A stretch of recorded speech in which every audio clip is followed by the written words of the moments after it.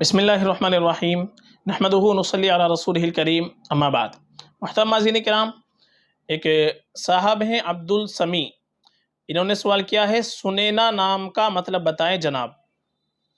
देखिए, जो आपने नाम पूछा है सुनैना, सुनैना ये नाम बड़ा ही मुबारक है, चूँकि सुनैना नाम की सहाबिया गुजरी है, सहाबियात का नाम गुजरा है, सहाबिया की निस्बत से नाम बड़ा ही मुबारक है। और एक बात मैं बारहा बतला चुका हूँ और बार बार मैं इस बात को कहता हूँ कि सहाबिया का जब हम नाम रखें तो उसमें हमको माना की तरफ तवज्जो नहीं देनी चाहिए, चूँकि उनका नाम निस्बत के लिए रखते हैं, बरकत के लिए रखते हैं, तो माना की तरफ तवज्जो देने की ज़रूरत नहीं होती है। लेकिन आपने माना पूछा है सुनैना का, तो सुनैना के जो माना आते हैं वो या तो इसको सनतुन की तस्गीर मानेंगे या सिनुन की तस्गीर मानेंगे।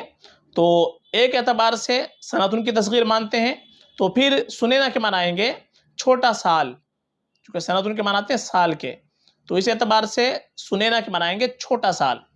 और सिनुन के माना एक तो दांत के आते हैं, एक उम्र के आते हैं, तो सुनैना के एक माना बनेंगे छोटा दांत, एक माना इसके बनेंगे छोटी सी उम्र।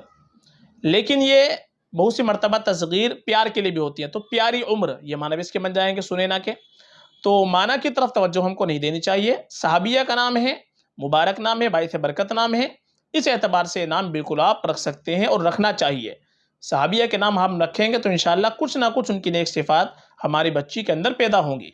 आजकल हम नए नामों की वजह से गलत नामों का इंतखाब कर लेते हैं, बेमाना नाम रख लेते हैं, मुहम्मल नाम रख लेते हैं, ये मुनासिब नहीं है। चूँकि माँ बाप के ऊपर औलाद का सबसे पहला हक़ ये है कि हम अपने बच्चों का अच्छा नाम रखें, अच्छे से अच्छा नाम हमको रखना चाहिए।